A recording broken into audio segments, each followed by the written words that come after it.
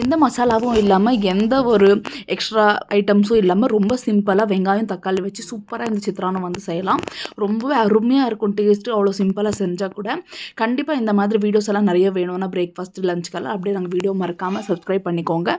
நிறைய வீடியோஸ் நான் டெய்லி பேசிஸில் அப்லோட் பண்ணுறேன். ஸோ ஃபஸ்ட் வந்து கடாயில் 4 டேபிள் ஸ்பூன் எண்ணெய், கொஞ்சமாக கடுகு, 2 டேபிள் ஸ்பூன் உளுந்தப்பருப்பு, 2 டேபிள் ஸ்பூன் கடலைப்பருப்பு, 1 டேபிள் ஸ்பூன் சீரகம், 4லேருந்து 5 டேபிள் ஸ்பூன் அளவு வேர்க்கடலை நல்லா மீடியம் டு லோ ஃப்ளேமில் வச்சு இந்த மாதிரி கலர் சேஞ்ச் ஆகி ஸ்மெல் நல்லா வர வரைக்கும் ஒரு நிமிஷம் நல்லா இந்த மாதிரி வறுத்துக்கோங்க எண்ணெயிலேயே. அதிலே வந்து 8லேருந்து 10 காஞ்ச மிளகாய், அப்புறமா நல்லா பொடி பொடியாக நறுக்குனா ஒரு பெரிய வெங்காயம் வந்து 5 வெங்காயம் நான் சேர்த்துருக்கேன். அதிலே வந்து ஒரு கைப்பிடி அளவு கருவேப்பிலை போட்டு அந்த எண்ணெயிலேயே நல்லா வந்து வதக்கி விட்டுக்கலாம்.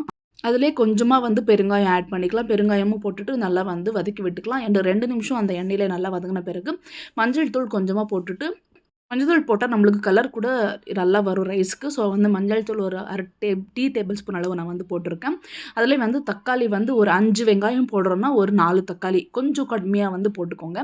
போட்டு அதையும் வந்து நல்லா எண்ணெயிலே வதக்கி விட்டுட்டு கொஞ்சமாக உப்பு சேர்த்துக்கோங்க. நம்மளுக்கு உடனே வெந்துடும் வெங்காயம் கூட சேர்ந்து அப்படியே தக்காளி. ஒரு 2 நிமிஷம் இப்படி வதக்கினா போதும். பாருங்கள் நல்லா வதங்கிடுச்சு எண்ணெயோடு சேர்ந்து.